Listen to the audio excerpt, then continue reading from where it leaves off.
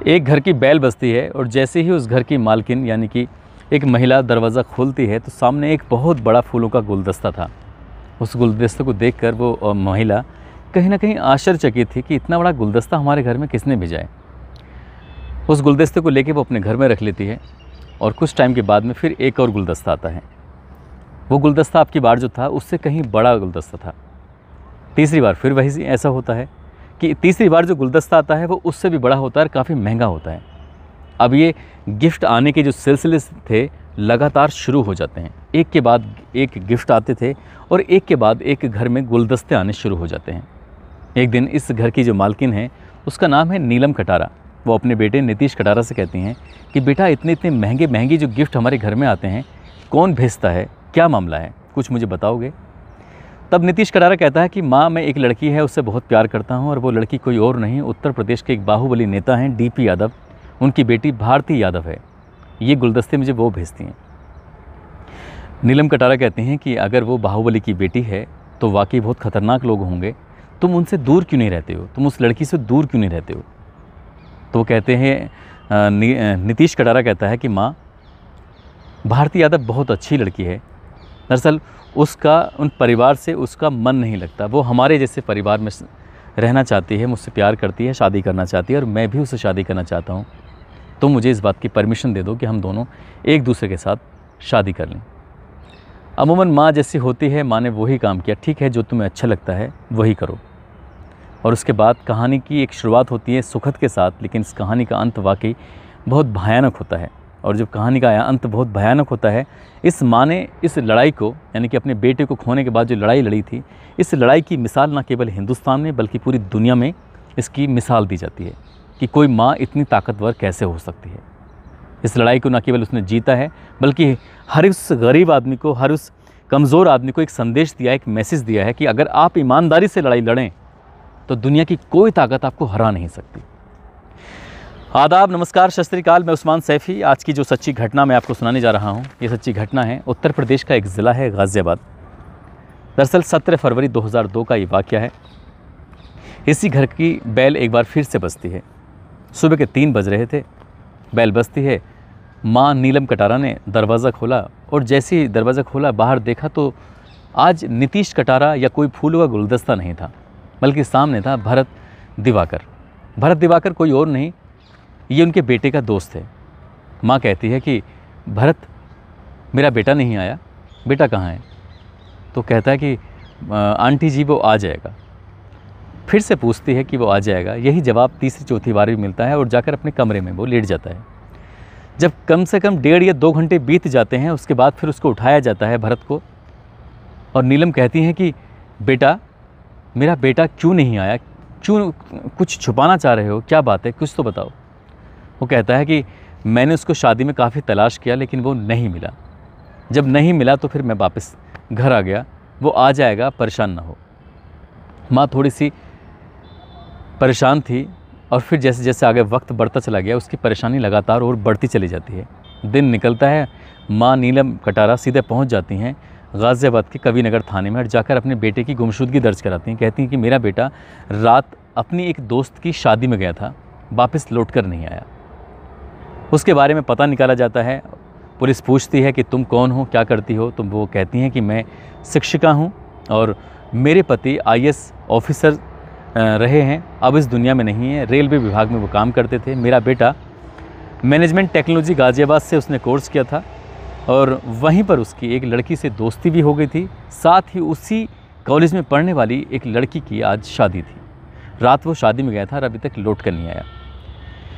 माँ को घर भेज दिया जाता है, कहा जाता है कि तुम घर जाओ, परेशान होने की बिल्कुल ज़रूरत नहीं है और जल्द से जल्द उस आपके बेटे को तलाश कर लिया जाएगा। जब 2-3 दिन बीत जाते हैं, यानी कि 20 फरवरी का ये वाक़या है। 20 फरवरी को बुलंदशहर का एक शहर है खुर्जा, यानी कि खुर्जा तहसील से एक खबर पहुंचती है कि एक लाश मिलती है। उस लाश को किसकी है ये जानने की कोशिश की जाती है। उसके पहनावे से, उसके देखने से लग रहा था किसी बड़े घर का बेटा है और वो बड़े घर का बेटा कोई और नहीं था, वही उस नीलम कटारा का बेटा, उसका नाम नीतीश कटारा, जो कि अभी 17 या 16 फरवरी की रात को अचानक से जो गायब हो गया था। पुलिस इन्हें अपने साथ लेके खुर्जा पहुंचती है और उस लाश की शिनाख्त करने की कोशिश करती है। जहाँ लाश मिलती है जंगल में, वो लाश औंधे मुँह पड़ी हुई थी और हत्या करने वालों ने उसके ऊपर पेट्रोल छिड़क के आग लगा दी थी। मगर जिस जगह वो लाश पड़ी हुई थी औंधे मुँह, वो हिस्सा गीला था, इसलिए आगे का हिस्सा जल नहीं पाया, बाकी पीछे का हिस्सा जल जाता है। साथ ही हाथ भी उसका ठीक था और हाथ में एक सोने की अंगूठी थी। उस अंगूठी को देखकर माँ ने एकदम से पहचान लिया कि ये तो मेरा बेटा है, और माँ फूट फूट कर रोने लगती है। बुलंदशहर में उसका पोस्टमार्टम कराया जाता है। पोस्टमार्टम की रिपोर्ट जब कुछ टाइम के बाद आती है तो उससे पता चलता है कि किसी धारदार हथियार से इसको मारा गया है, बाद में इसको जला दिया गया था। इसके बाद ये मामला कबीरनगर थाने में दर्ज था ही, कुछ धाराएं और बढ़ा दी जाती हैं और इस घटना की अब जांच पड़ताल शुरू हो जाती है। पुलिस जब पता करती है तो ये मालूम होता है कि मैनेजमेंट टेक्नोलॉजी कॉलेज के अंदर एक लड़की पढ़ती थी, बाहुबली नेता डीपी यादव की बेटी, जिसका नाम भारती यादव। भारती यादव के बारे में पता निकाला जाता है तो पता चलता है कि वो 20 फरवरी 2002 को यहाँ से लंदन जा चुकी है पढ़ने के लिए। रातों रात वो कैसे लंदन चली गई, ये भी एक सवाल बना हुआ था। लेकिन डीपी यादव अपने आप में बड़े रसूखदार व्यक्ति, बहुत ताकतवर इंसान, किसी छोटे मोटे आदमी की तो बात छोड़ी, किसी बड़े से बड़े व्यक्ति में भी उनसे टक्कर लेने की हिम्मत भी नहीं थी। अब सीधे सीधे कहीं ना कहीं उनका नाम आता है। पुलिस अब और मामले की पड़ताल करने की कोशिश करती है और देखने की कोशिश करती है तो पता चलता है कि कुछ लोगों ने यहाँ डीपी यादव के बेटे यानी कि विकास यादव और उनके भतीजे विशाल यादव को, और साथ में एक व्यक्ति और होता है, इन लोगों को आखिरी बार नीतीश कटारा से बातचीत करते हुए देखा था। और किसी और ने भी नहीं बल्कि उसके ख़ास दोस्त भरत दिवाकर ने भी इन तीनों को बात करते हुए देखा था। वो जब बातचीत करती है नीलम कटारा तो वो कहता है कि आंटी जी, जब आखिरी बार हम लोग खाना खा रहे थे, थाली में खाना था, इसी बीच में एक शराब के नशे में एक लड़का विशाल यादव, विकास यादव, ये दो आते हैं। दोनों जने आकर उससे बहस करने लगते हैं। तब नीतीश कटारा कहता है कि तुम यहाँ से चले जाओ, मैं इनसे बातचीत करके आता हूँ। दरअसल ये दोनों उस लड़के को यानी नीतीश कटारा को बिल्कुल पसंद नहीं करते थे। कॉलेज टाइम से ही इनको पता चल गया था कि इनकी बहन इससे प्यार करती है, इससे मिलती है, इससे जुलती है, इससे बातचीत करना चाहती है, इससे शादी करना चाहती है। ये बात उनको बर्दाश्त नहीं थी और शादी में इत्तेफाक से ये तीनों चारों एक साथ मिल जाते हैं। और यही एक मौका था कि इन्होंने पहले न केवल इसका अपहरण किया नीतीश कटारा का, और अपहरण करने के बाद हत्या करके सीधे उत्तर प्रदेश का ज़िला बुलंदशहर है, बुलंदशहर की तहसील खुर्जा में उनके शव को फेंक कर उसमें आग लगा दी थी पेट्रोल डालकर।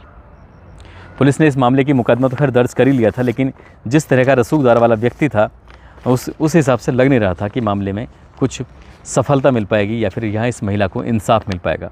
बता दें कि आपको हत्या के लिए 302, अपहरण के लिए 364, तथ्यों से छेड़छाड़ करने के लिए 201 और साझा इरादा मतलब पहले से ही एक तैयारी थी कि हाँ इसको मारना है, धारा 34 के तहत मुकदमा दर्ज किया जाता है। अब यहाँ ये महिला नीतीश कटारा की माँ जिस वकील के पास जाती थी, वकील भी केस लेने से इनकार कर दिया करते थे, कहीं ना कोई बहाना बना दिया करते थे, क्योंकि सामने वाला जो व्यक्ति है वो बहुत ही ताकतवर वाला व्यक्ति है। उसके सामने खड़े होने की भी किसी में उस दौरान तो हिम्मत नहीं थी वाकई। तब इस महिला को लगता है कि शायद यहाँ से इंसाफ मिल नहीं पाएगा, इसलिए उन्होंने सुप्रीम कोर्ट में अपील की और कहा कि मैं ये केस उत्तर प्रदेश में रहकर नहीं लड़ सकती, मैं इस केस को दिल्ली में रहकर लड़ना चाहती हूँ। और उनकी अपील को सुप्रीम कोर्ट स्वीकार कर लेता है और एक दिन ऐसा वक्त भी आता है कि इस केस को गाज़ियाबाद से ट्रांसफ़र करके सीधा पहुंचा दिया जाता है दिल्ली, और इसकी तारीख पे तारीख पड़ने लगती है। और उसके बाद इसी बीच में इस नीलम कटारा ने अपील की कोर्ट से कि भारती यादव भी इस केस की मुख्य गवाह साबित हो सकती हैं, क्योंकि वो भी उस दिन साथ में थी, इसलिए उन्हें भी कोर्ट में बुलाया जाए। जब भी कोर्ट में बुलाने की बात होती थी तो वो कि डीपी यादव के परिवार के लोग कहते थे कि वो तो लंदन में हैं, पढ़ाई करने के लिए गई है, वो आ नहीं सकती।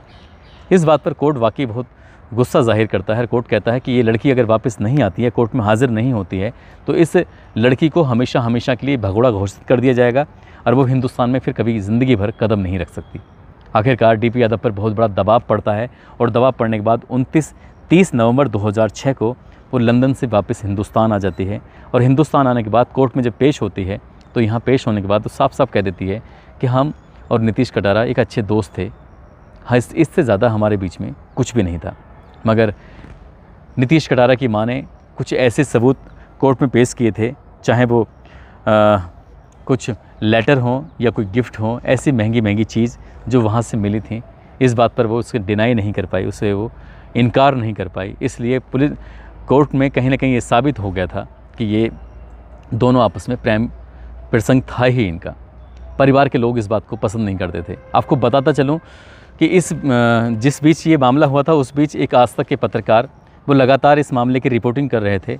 तब उन्होंने डीपी यादव ने स्वयं फ़ोन करके उसको धमकी दी थी कि अगर तुमने ये खबर चलाने की कोशिश की तो तुम्हें मार दिया जाएगा। वो रिपोर्टर वाकई बहुत डर जाता है और पुलिस में जाकर ये रिपोर्ट लिखाने की कोशिश करते हैं कि मेरी जान को खतरा है, और उनको एक सुरक्षा भी मिल जाती है। साथ ही उस दौरान शम्स ताहिर खान किसी काम से असम की तरफ गए हुए थे, किसी मामले की रिपोर्ट करने के लिए। जब असम नहीं, काठमांडू गए थे, नेपाल गए थे। जब वहाँ से वापस लौट के आते हैं तो उनसे डीपी यादव फ़ोन करके कहते हैं कि कोई आपका कोई साथी है रिपोर्टर, वो अनाप शनाप खबर लिख रहा है, उससे कहो कि खबर ना लिखे, और अच्छी बात नहीं, इस तरह की खबर लिखेंगे तो अंजाम अच्छा नहीं होगा। वो कहते हैं कोई बात नहीं है, मैं समझा दूंगा उसको भी। ये बात जानने के लिए, क्योंकि अखबारों में लगातार ये बात आ ही नहीं रही थी कि दोनों का आपस में प्रेम था, कोर्ट में ये बात साबित करने के लिए कोशिश की जाती है। जो भी गवाह होते हैं वो मुकर जाते हैं, चाहे वो शादी वाले गवाह थे या वैसे गवाह थे, हर कोई मुकर जाता है। तब शम्स ताहिर खान इस बात की रिपोर्टिंग करने के लिए उसी मैनेजमेंट कॉलेज में जाते हैं, टेक्नोलॉजी कॉलेज में जाते हैं, और जाकर वहाँ पता करने की कोशिश करते हैं कि क्या ये सच था। तो वहाँ लोग ऑफ द रिकॉर्ड तो कैमरे मतलब आ जाते हैं, लेकिन कैमरे के सामने किसी के आने की हिम्मत नहीं थी। अगले ही दिन शम्स ताहिर खान ने इस रिपोर्ट को अपने टीवी पे चला दिया, और टीवी पे चलाने के बाद असाइनमेंट डेस्क पे एक फ़ोन आता है। वो फ़ोन किसी और का नहीं था, खुद डीपी यादव का फ़ोन था। और डीपी यादव शम्स ताहिर खान से कहते हैं कि आपको अपनी जान प्यारी नहीं है, यदि आप ऐसे ही रिपोर्टिंग करते रहे तो आप सड़क पर चलते हुए पता नहीं कौन सा ट्रक आपको कब मार जाए, इस बात का अंदाज़ा भी नहीं होगा आपको। शुरुआत में वो समझे नहीं थे, लेकिन जब इस बात पे उन्होंने अपने दोस्तों से ज़िक्र किया तो पता चला कि ये सीधे सीधे आपको धमकी है। हालांकि उसमें शम्स ताहिर खान आज भी ठीक हैं, सब कुछ बढ़िया है, लेकिन उन्होंने यानी कि डीपी यादव ने इस केस से जुड़े कोई भी, चाहे गवाह हो, चाहे कोई रिपोर्टिंग करने वाला हो, चाहे कोई भी हो, सबको डायरेक्ट इनडायरेक्ट तौर से धमकियां ही दी थीं। इसलिए इस मामले की कोई पूरी तरह से रिपोर्टिंग भी नहीं हुई थी। वक्त आगे बढ़ने लगता है, और वक्त आगे बढ़ते बढ़ते इस महिला ने यानी कि नीतीश कटारे की मां ने हिम्मत नहीं हारी, और वो अपनी लड़ाई को पूरी ईमानदारी के साथ लड़ती चली जाती हैं। और फिर इसका एक परिणाम आता है, यानी कि दिल्ली की निचली अदालत से 30 मई 2008 को अदालत अपनी फैसला सुनाती है और कहती है कि विकास और विशाल और साथ में उनका जो एक सुखदेव पहलवान था, उनको उम्र कैद की सज़ा सुनाई जाती है।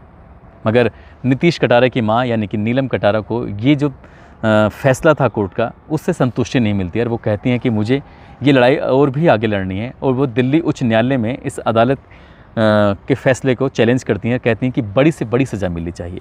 मगर दिल्ली उच्च न्यायालय 2 अप्रैल 2014 को इसी मामले में वो कहते हैं कि ये फ़ैसला जो दिया है निचली अदालत ने, बिल्कुल सही फ़ैसला दिया है, इसी पर ही काम होना चाहिए। मगर माँ का दिल अभी भरा नहीं था, क्योंकि माँ ने जो लड़ाई लड़ी थी लंबे समय से, अगर ये केस उत्तर प्रदेश में ही चलता रहता तो शायद डीपी यादव जीत जाते और माँ हार जाती, और उस नीतीश कटारा को कभी भी इंसाफ नहीं मिलता, क्योंकि दिल्ली आज भी वाकई बहुत सुरक्षित है, बहुत सेफ़ है। इसके बाद उन्होंने फिर से एक बार अपील की और अपील करते हुए ये कहती हैं कि इस मामले को में बड़ी से बड़ी सज़ा मिलनी चाहिए। लेकिन 6 फरवरी 2015 को मौत की सज़ा तो नहीं मिली, लेकिन उन्होंने इस जो उम्र कैद थी इसको 25 साल सश्रम आजीवन कारावास की सज़ा में विस्तारित कर दिया था। पहले लगभग 30 साल उन्हें जेल में रहना था, अब उन्हें 25 साल जेल में रहना था। यानी कि विकास और विशाल दोनों को, साथ ही जो इनका एक साथी है सुखदेव पहलवान, उसकी सज़ा 20 साल कर दी गई थी। अब इसके बाद माँ ने फिर इस लड़ाई को लड़ते लड़ते आगे सुप्रीम कोर्ट में एक बार फिर से चैलेंज किया, कहा कि इन दोनों को फांसी दी जाए, और ये rare of the rare case है। मगर सुप्रीम कोर्ट ने उनकी अपील को खारिज करते हुए और इसी सज़ा को बरकरार रखा। मतलब फ़िलहाल उन्हें 25 साल तक जेल में रहना है। अभी उनकी सज़ा पूरी नहीं हुई है, अभी सज़ा पूरी होने में कुछ वक्त और लगेगा। इस लड़ाई को लड़ते लड़ते वाकई एक लंबा समय बीत जाता है, लेकिन माँ अपनी हिम्मत नहीं हारती है।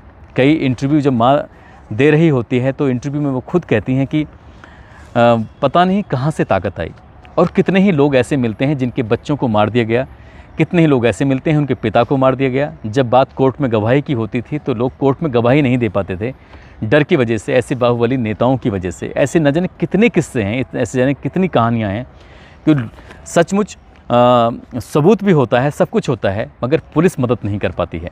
इस केस में भी ऐसे हो रहा था कि जो गवाह था, मुख्य गवाह अजय कटारा, उसको लगातार धमकियां दी जा रही थी। अगर वो दिल्ली में ना होता तो शायद उसको मार दिया गया होता। वो लगातार पुलिस से कोशिश कर रहा था कि साहब मुझे सुरक्षा दे दी जाए, लेकिन उत्तर प्रदेश पुलिस ने उनको कोई सुरक्षा नहीं दी थी। माँ को भी न जाने कितनी बार धमकी मिली थी। मैं आपको पहले ही बता चुका हूँ, जो लोग अखबारों में खबर छापते थे उनको भी धमकियाँ मिलती थी, उनको जान से मारने की सीधी सीधी धमकियाँ।